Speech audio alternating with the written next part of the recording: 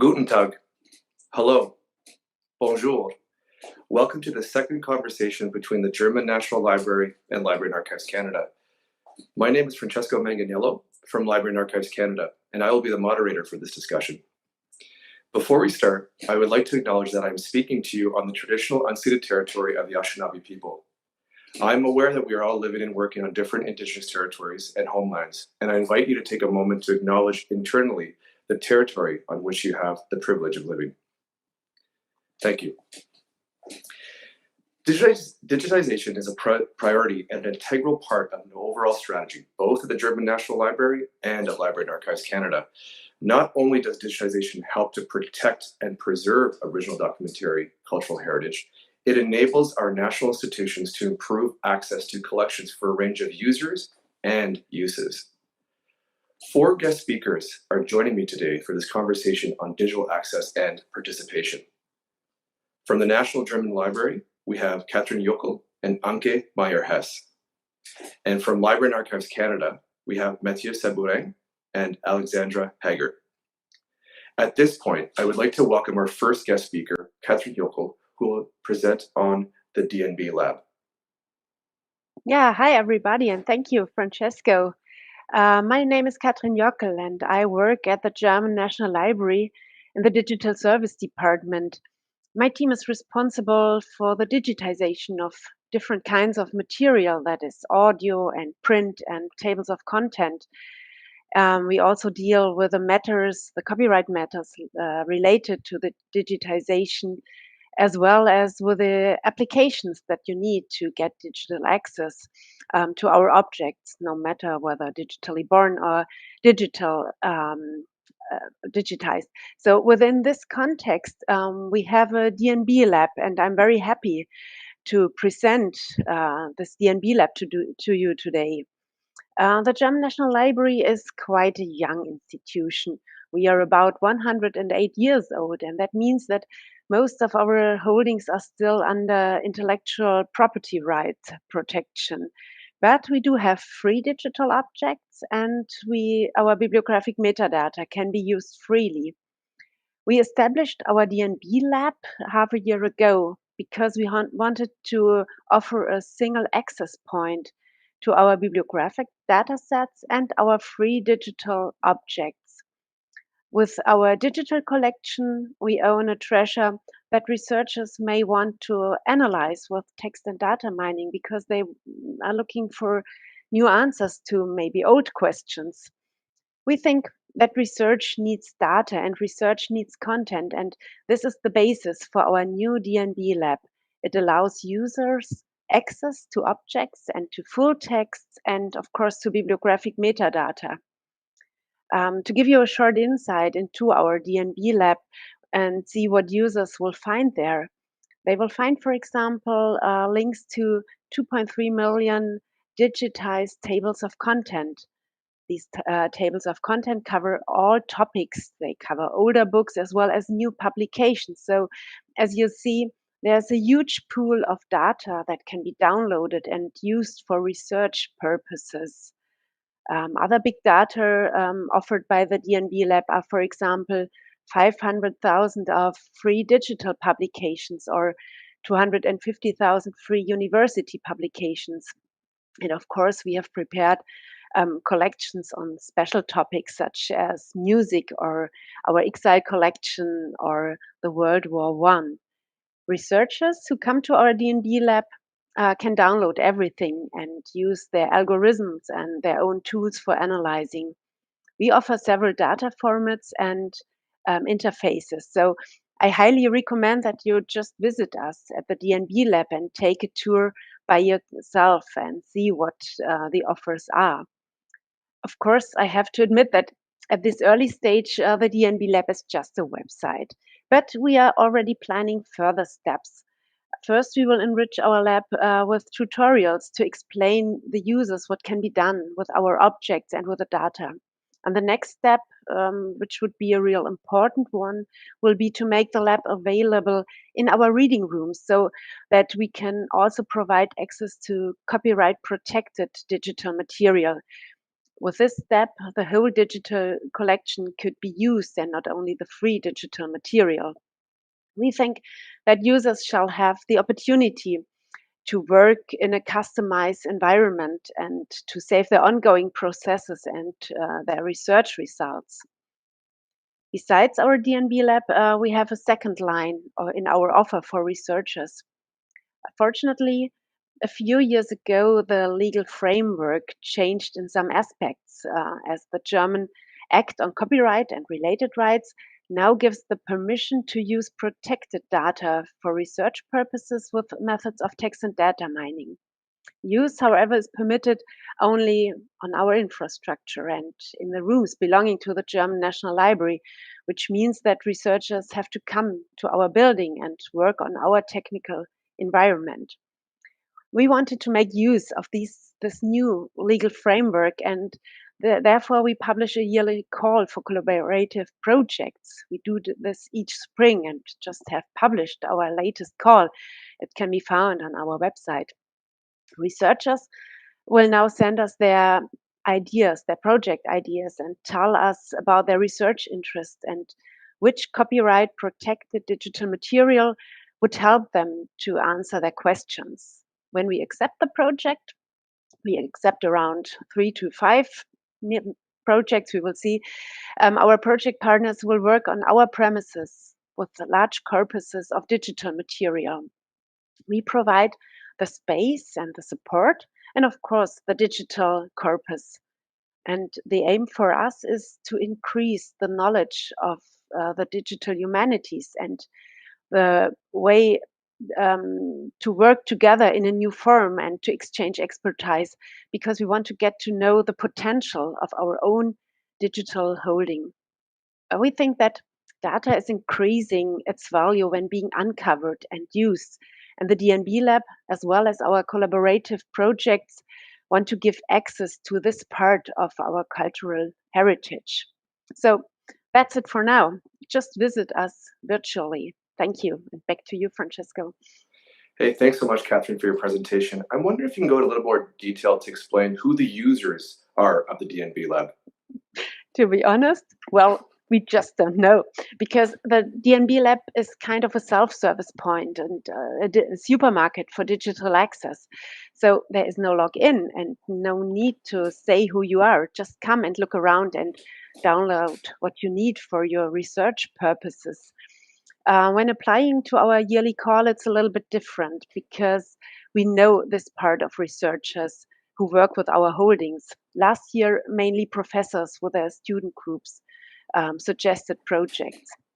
We hope that we get to know some of our DNB labs lab users a little bit better when we finally can offer the DNB lab in our reading rooms, because then we see the users.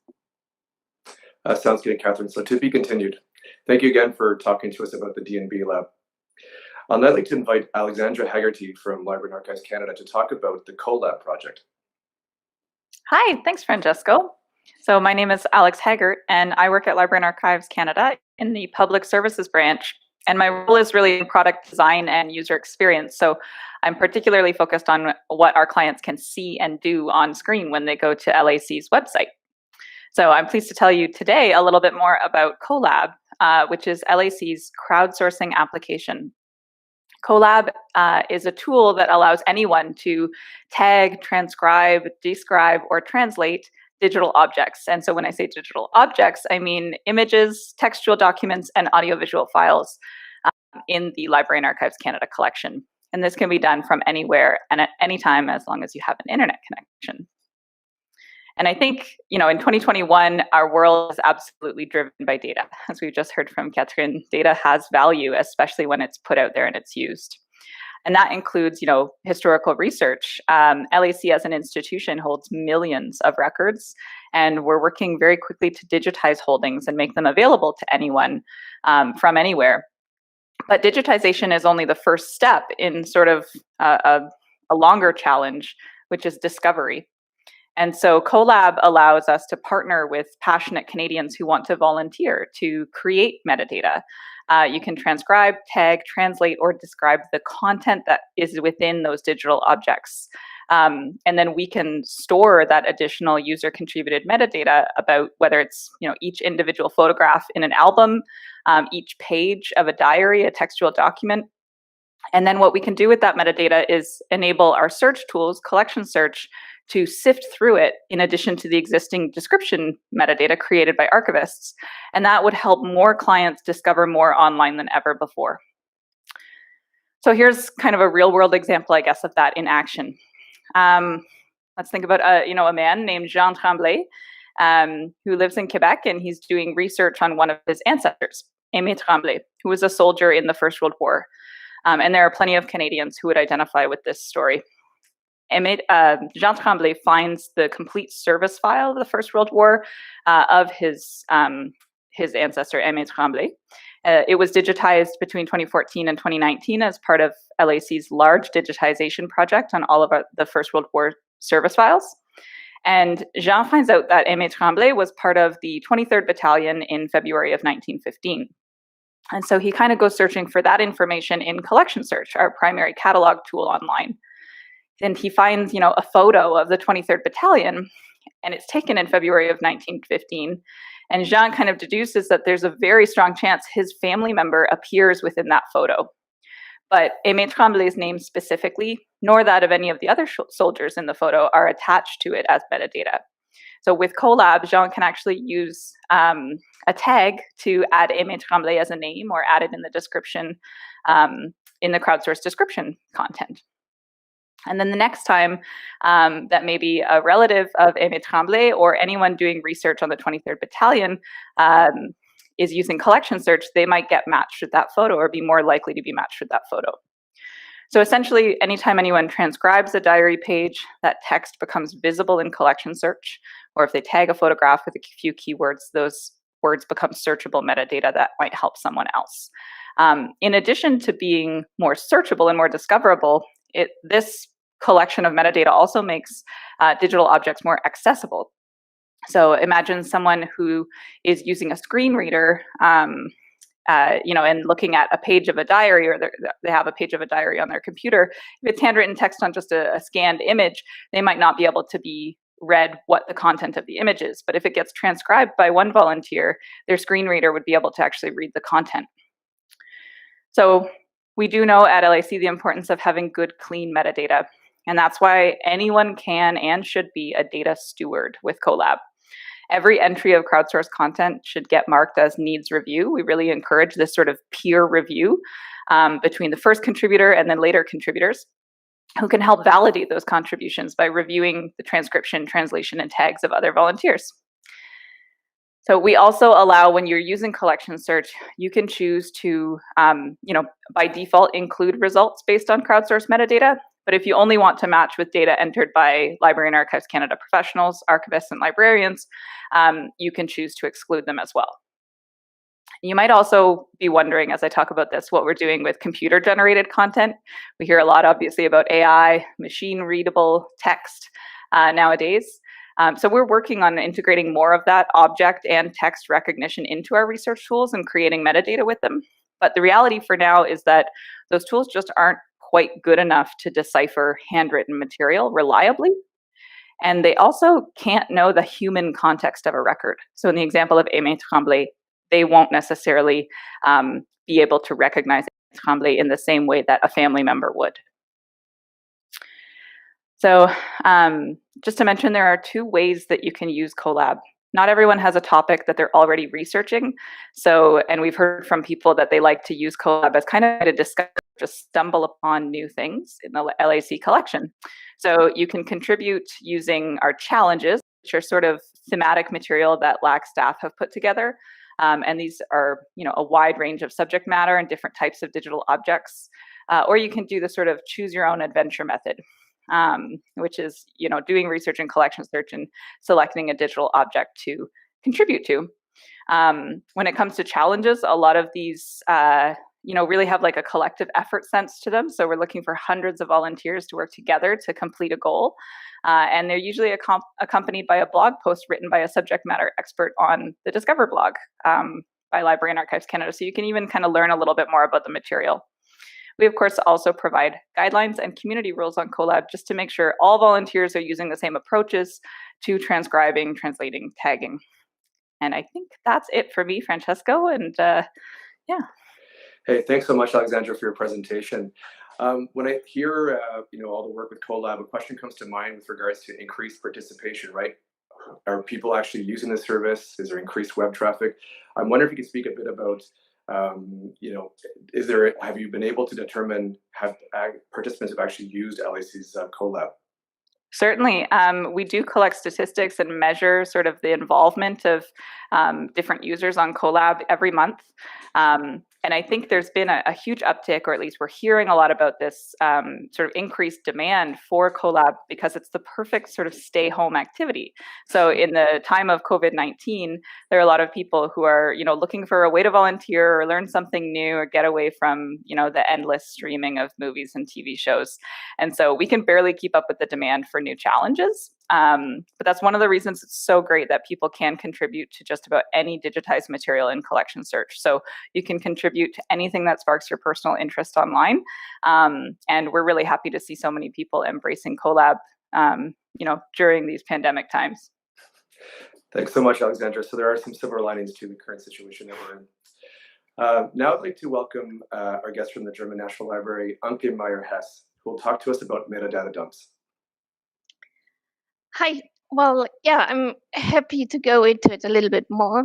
To myself, like Kathrin, I work in the digital services department, and I'm responsible for the web portal and data services. So you probably might know our web pages, but we also develop the catalog and provide metadata services, which I will talk a little bit more about, and in which services we provide these dumps.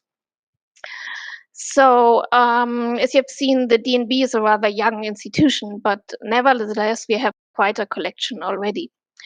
As part of our legal mandate, the DNB has the task not only to collect publications, but also to generate the metadata that describes these collections. And this metadata generated is also incorporated in something that's called the Deutsche Nationalbibliographie, the German National Bibliography. This German National Bibliography is provided via metadata services, which ensure that our metadata is always made available free of charge and anywhere to the world under a Creative Commons license. And I'm going to explain you a little bit more about how we came to this point. So when talking about a bibliography, many people still have the idea of something like this in their mind, a book with the, rather boring titles just listed. But the concept of a bibliography has changed quite a lot over the last 100 years. Since the 1980s, we provide digital data, and in these early days, we actually distributed them like this and this over the traditional mail to about a handful of library service institutions.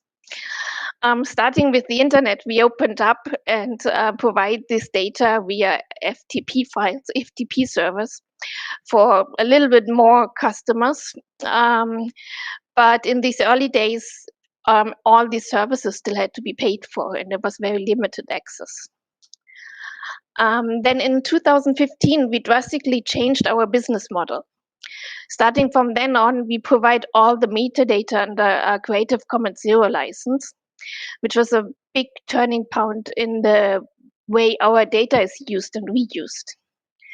So a Creative Commons Zero license is not only saying that it's free of charge, but you can download it, reuse it, and even resell it if you like to, which opens up this possibility for example, search engines to download the data in bigger dumps and use it and reuse it.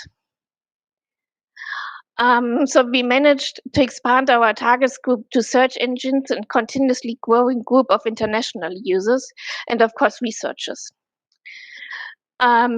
Before 2015, researchers had to sign special agreements to use the data free of charge and also had to comply to our former very complex licensing models.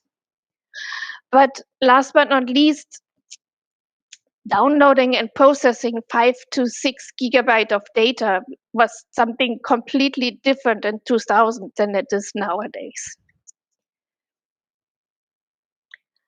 So from 2015 onwards, we also started providing full copies of our database free of charge. However, until last year, you still have to get a special login to be able to download it and access the files that we call dumps.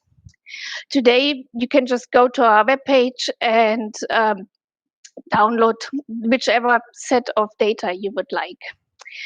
In these complete dumps, you find metadata of all the publications, books, online publication, music sheets, records, published in Germany for over 100 years.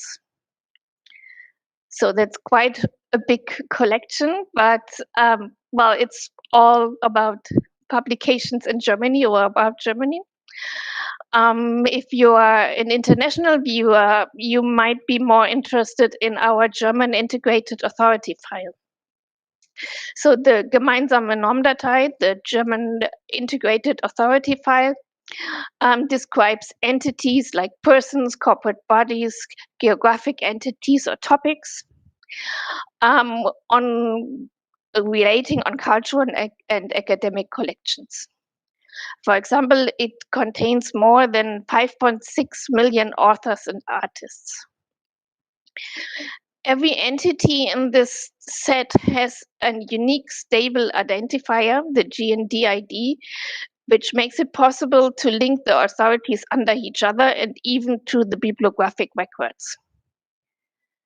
So also in the bibliographic records, you find the IDs to the GND records. Once you've downloaded a full copy and enjoying our rich metadata, you may ask, well, how do I get updates? Well, we got you covered.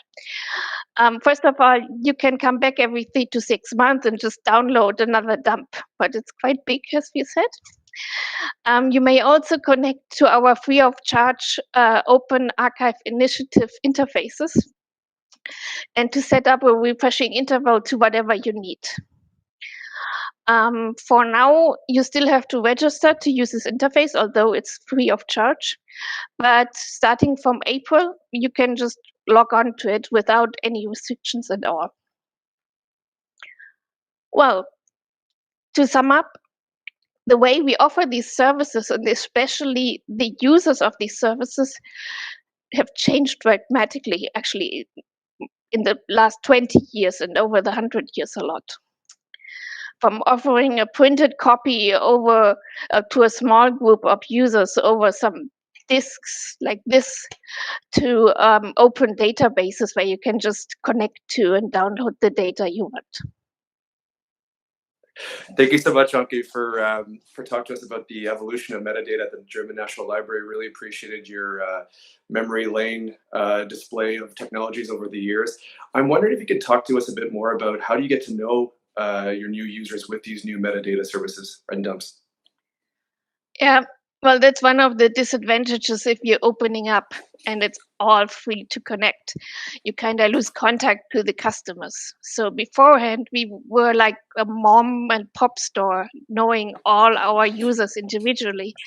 And now it's this big anonymous group. But, well, we try to connect to the users in other ways. For example, we do regular user services and try to reach as many users as we can.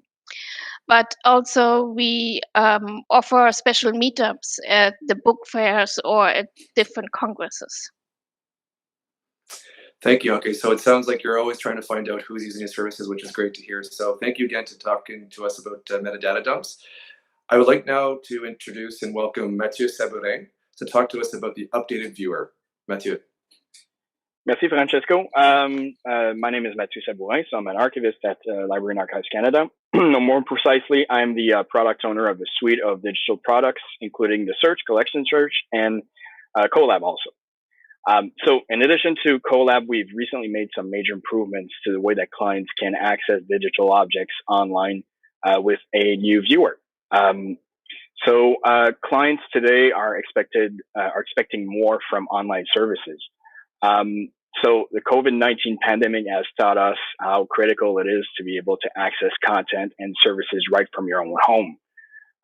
That being said, shifting services provided by LAC from an analog perspective to a digital one can't be done overnight, and it is a major investment for the institution. So notwithstanding a pandemic, equal access to our holding had become a priority over the last few years, and our current situation just accelerated everything and the need for the need to access better online products, and that's how the viewer came to be. So the LAC collection belongs to Canadians and should be accessible wherever they are in our very large country. So as research methods and purposes have grown and changed over the last decade, we have heard from our clients about the ever-increasing importance of digitized material and what clients can actually do with them. So throughout the last 20 years or so, LAC spent time and effort in creating digital objects for its clients. So like Alex mentioned before, the 650,000 service file of the First World War have been digitized lately, not too long ago.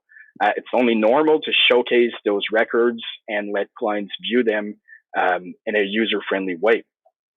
So in the last year or so, LAC's collection search has been making a shift to focus more on the digitized content itself and putting that content in front and center alongside to the descriptive record.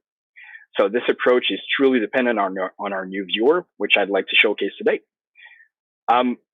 So to build the viewer, which we've done in-house at LAC, we wanted to make sure that we worked in the open as much as possible and create something that could be shared and collaborated upon with other institutions. So our new viewer complies with the International Image Interoperability Framework, so IIIF. So in a nutshell, IIIF provide our clients a uniform approach to view digital objects online, and it does help LAC to standardize its programming interfaces into something that's usable more widely. So down the road, this standard will help us collaborate with other institutions using IIIF on common projects involving digital materials. So that's kind of an interesting perk. So on top of that, the source code is available on GitHub. So the new viewer was one of our first opportunity to work in the open and share our code, and I surely hope it won't be the last. So the viewer is a lot more interactive than the precedent version. So here's a quick glimpse of what you can actually do with it. So first of all, naturally, you can view content in full screen mode. So that's kind of a given today.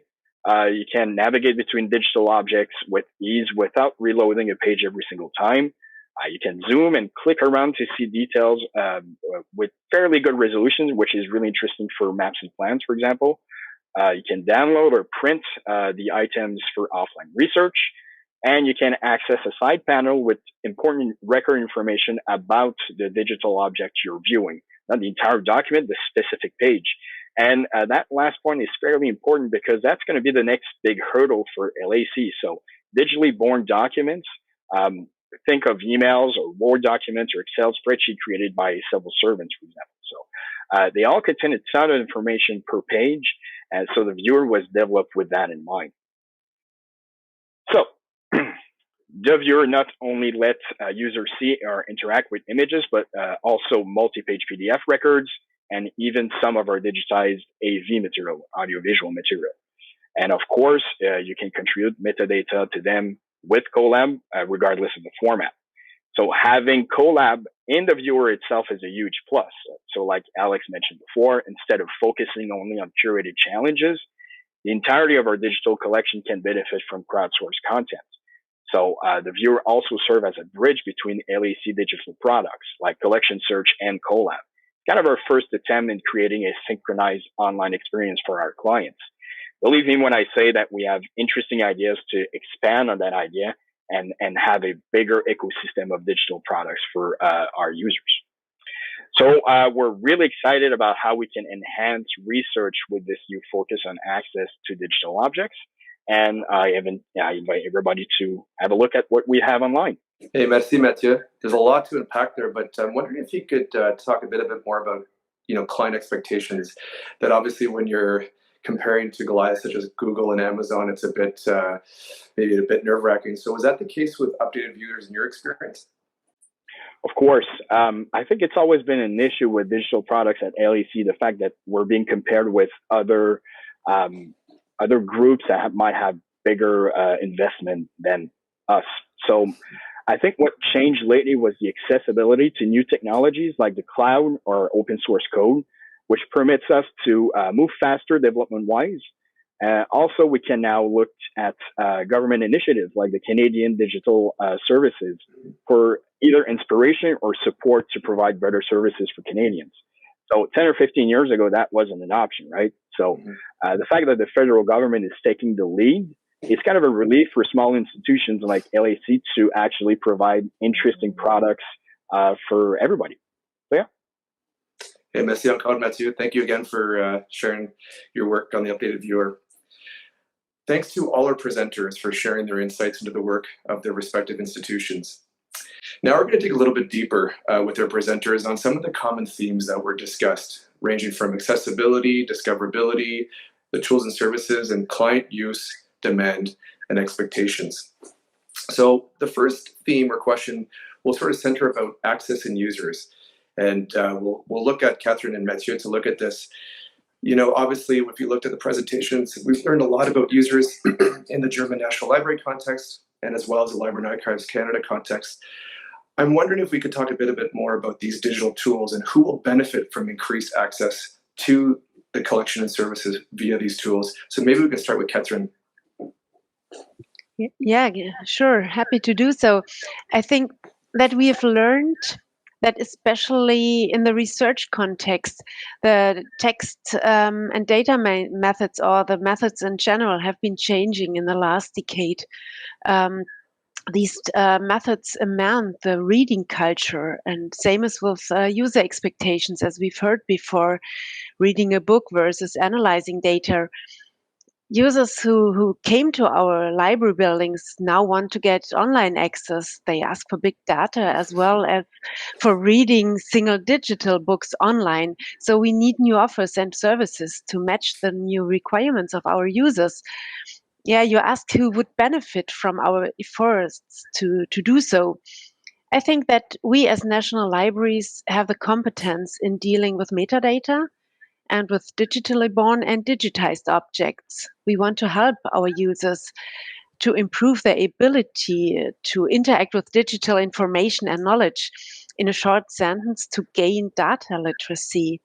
So the users will benefit from our efforts.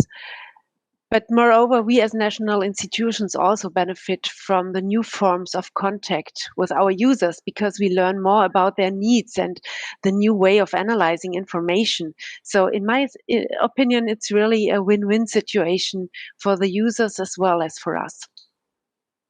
Hey, thank you so much, Kathrin. Mathieu.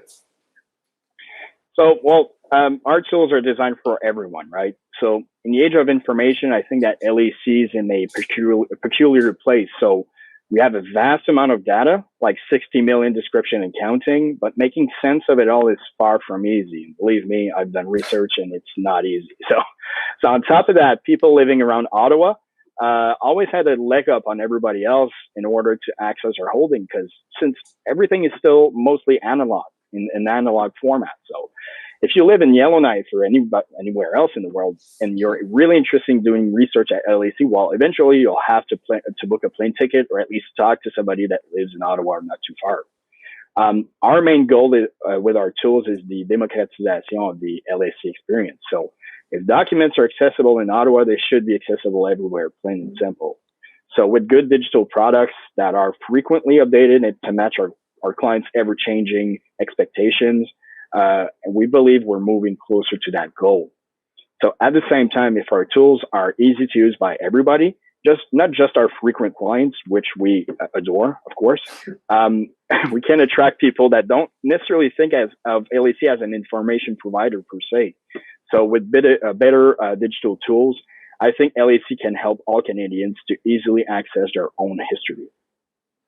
Hey, thank you again, Mathieu and Kathrin. It's very clear that both the Germans and the Canadians love their clients, and that both institutions are designing and implementing tools for all users, and that everyone will benefit. And I think some of the key words that we heard in your answers is availability and access, the importance of meeting and understanding user expectations, and also the democratization of that information. So thank you again. We'll now pass on to a second topic, which I guess we can't really avoid talking in this sort of situation, sort of the pandemic, COVID-19, and the lessons learned from both the German and the Canadian perspective with regards to expanded digital access. It's so easy to say that the pandemic is challenging how our institutions are meeting the needs and providing services to our users. But we have noticed that during lockdowns, there has been an increased demand with regards to the digital tools and services that both our institutions have provided, and they've become the gateway to ensure and maintain grant and access to our institutions' collections and services. So I'm wondering if I could talk to both Alexandra and Anke, what have you learned from these situations that have been imposed by the current pandemic, and how could this influence development of increasing and expanding digital access in the future? And I'll turn to Alexandra first. Sure. Great question, Francesco. I think that for a long time, even before the pandemic, client expectations have been changing rapidly, especially in the private services. You think about in just a couple of decades, we've gone from Blockbuster to Netflix, and from the Sears catalog to Amazon. And, there are many universal examples of how rapidly private sector services have changed. But before COVID-19 began, I think client expectations were a lot slower in changing when it came to government services. When you think about renewing your passport, for example, at least in Canada, you might expect to have to fill out paper forms and mail them, or maybe go stand in a line and wait in person.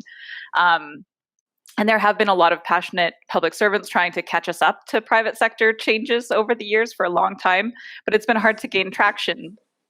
And then suddenly when the pandemic began, even those kind of small hassles that were, accepted, people were okay with having to go stand in line, although it was an annoyance. Instead of being an annoyance, it was literally unsafe all of a sudden. And so I think it was like being thrown into an accelerator when it comes to being a digital service provider as a government institution. So all of a sudden we had this pressing need, and in turn, the support within our own institutions to work in a new way and really prioritize those crucial service changes. So over the last year, digital access has just been put under this spotlight, and online research tools and products have become not just an important path into the collection, one path, but the most important path. And like you said, during lockdowns and closures, the only path. And so I think for me, in terms of lessons learned, I have a lot of optimism about this change. I think it's promising for us to kind of keep the focus on digital access going forward. We can harness everything we've learned over the last year in trying to rapidly adjust and quickly offer services that we didn't offer before, but also keep learning about the importance of digital access and how we can make it easier for everyone. Like Mathieu said, the democratization of our holdings is just going to continue being important in the future. Hey, thanks so much, Alexandra. Anke, do you share the same optimism as our colleague Alexandra? Yes, definitely. Well, we all can relate to the fact that we noted how helpful technology has been during this challenging times. Where would we be without video conferences now? But the more we use technology and the more dependent we are on technology, the more important it is that it's user-friendly. I have a good example for our web pages. So when we had to close down for the pandemic, we kind of had to get this information on the web page that everybody knew it, because if they don't understand it, they would call, or even worse, try to come and visit, and this is creating frustration on all sides. So with the web page, we were lucky that we had just done a relaunch of the complete system and the site, and we were much more flexible, and we could try different ways of informing our clients, and then see how it works and then adapt to it. This flexibility, we are still lacking in things like our catalog and our metadata services. We are redesigning our catalog, but and we had this requirement that it has to be flexible on it beforehand, but now it became just much more important. So we found that when the environment changes, well, humans have to change, but also the services have to change, and sometimes rather quick, which is not usual for our kind of institutions. Hey, thank you so much, Anke. It's really clear listening to both you and Alexandra that we've all experienced how helpful and important technologies are by virtue of even doing this kind of panel discussion today, and that there have been increased questions about the demand with regards to the service and tools both our institutions are providing. And I think in meeting increased client user demands and expectations, it's really important that we remain flexible, adaptable, but also humble in our work. Change is ongoing, it's inevitable, but it is manageable if we do listen and engage with our users. So thanks to you both. So off to the next question on the theme of adapting to an ever-changing framework. You know, if we speak of change, if you think about documentary heritage institutions, the roles and objectives are evolving. They've expanded to involve better accessibility and discoverability of our collections, that they're truly representative of not just the past, but also the present and future of our respective societies. And I think it's important more now than ever before that our such institutions remain relevant for our users and clients. So the question I'd like to pose to both Mathieu and Kathrin is, what challenges do you associate with the increasing demand to provide such digital access to all of our content in our respective institutions? And I'll pass it to Mathieu first. Thanks. Yeah, really interesting question. So like I said earlier, we have a vast collection that has been accumulated throughout many centuries at this point. So that implies tools and finding aids that were developed for human consumption. So in other words, a portion of our older tools are supposed to be read by a person, not necessarily a computer. Would have been supervisionary of archivists and librarians in 1872, even 1972, to understand the needs of our digital products in 2021, right? So today, clients are expecting a smooth online experience with services that rivals the GAFAs of this world, like we talked before. And in my opinion, rightfully so. So essentially, our tool depend on clean data. So having 6 different ways to write dates simply doesn't work anymore. If we have clean data, we can do a lot of cool things for our clients, but it will take time and effort. So for example, cleaning one field in our film, video, and sound database in order to automate a permission system took months of work. That will need to be repeated many times before we have a good foundation for a proper digital ecosystem of products at LAC.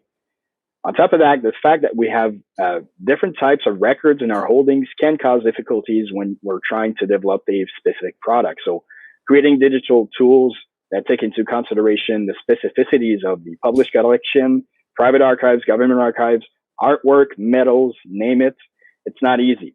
It's feasible, but it takes an institution-wide approach to pinpoint a solution and to make it a reality. While we don't have the resources of Google and Amazon, unfortunately, we can certainly look at what they've done recently and create something similar adapted to our needs. So combined with frequent interaction with our clients to know what they actually want, I truly think we can achieve a lot with less. So, yeah. Thank you, Mathieu. Kathrin. Yeah, talking about limitations and restrictions, I think for us as young institution, the intellectual property right is certainly a restriction when trying to open digital collections and provide digital access, and that's just what we're trying to do.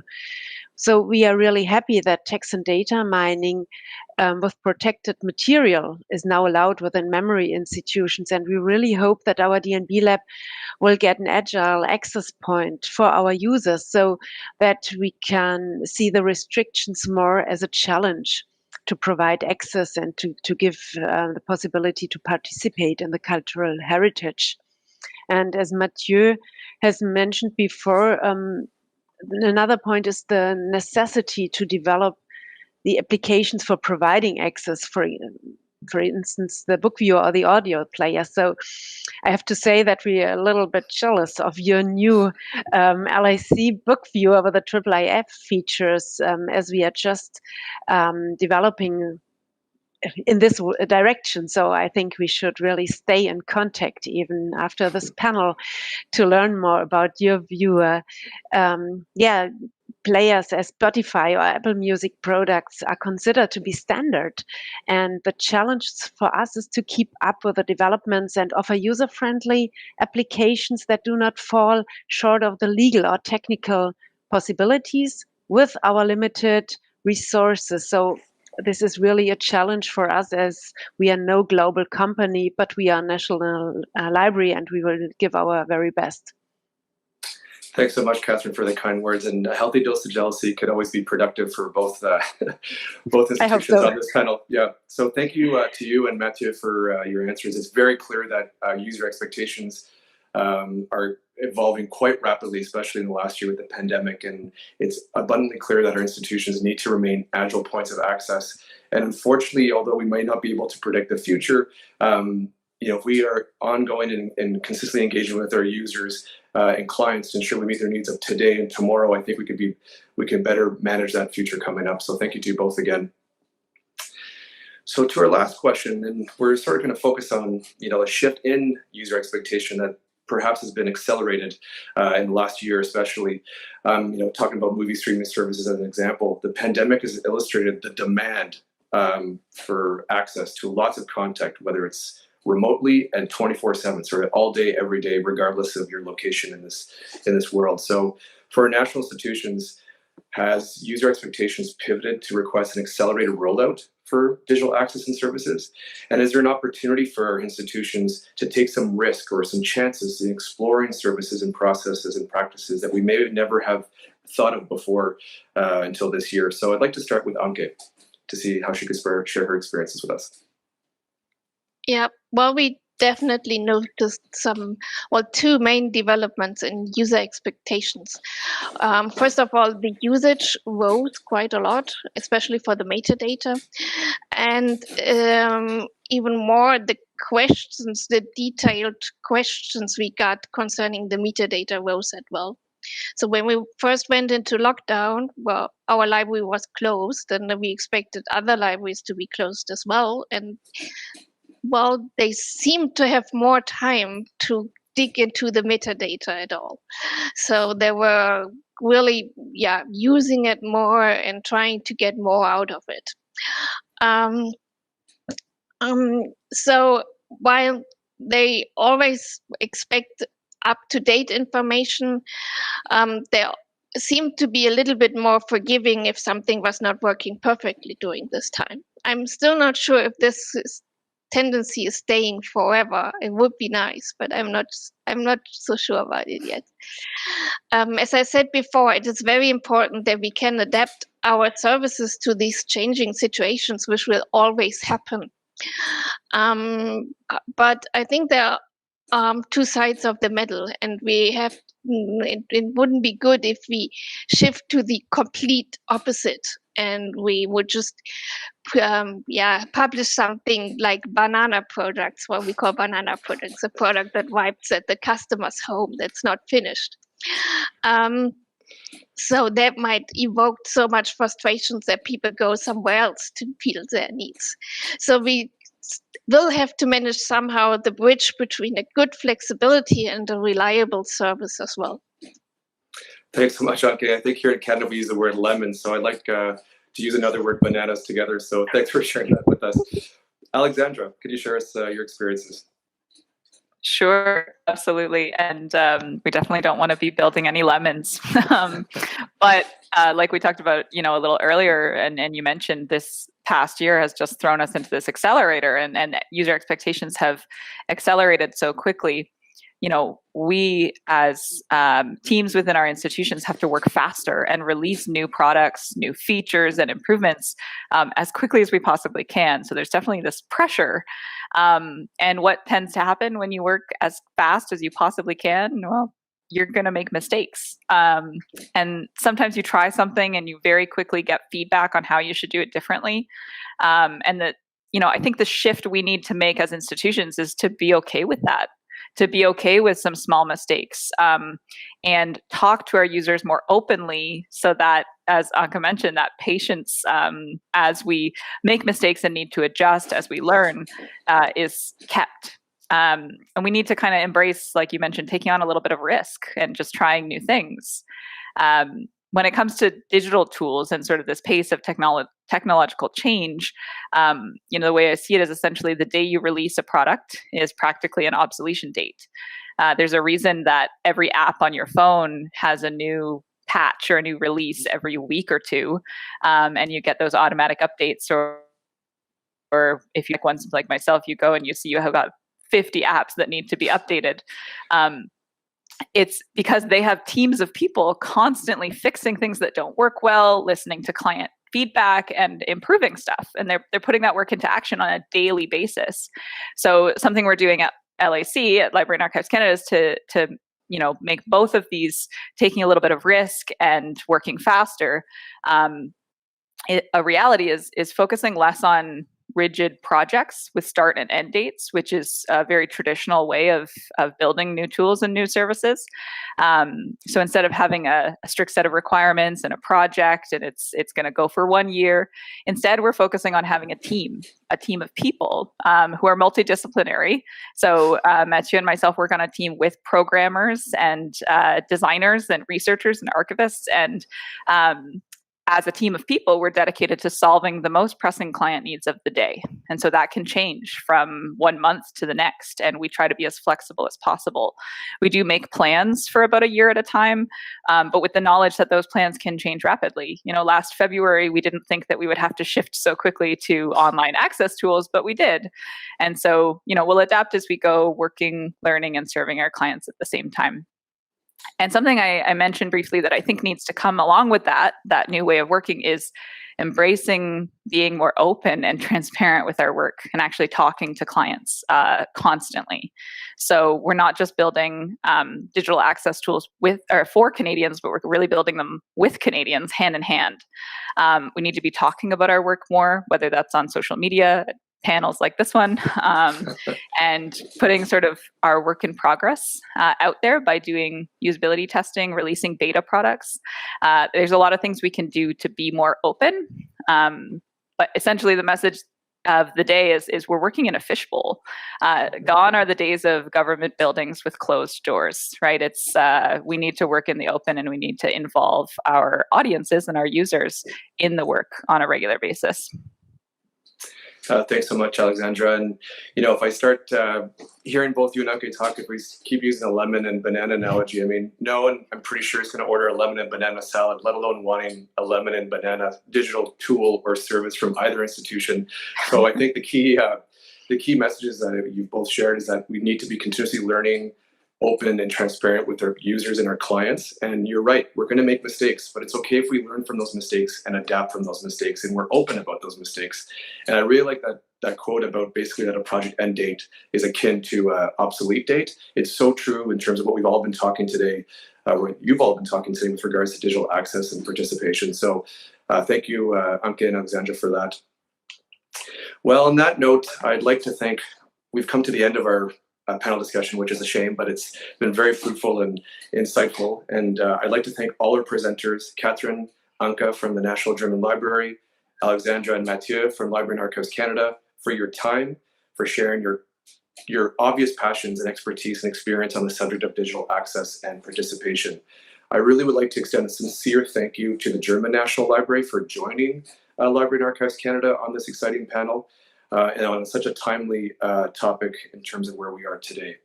I trust all of you at home are watching have enjoyed today's discussion, and I'd like to thank you all for taking the time to spend time with us today. Thank you. Guten Tag. Ciao.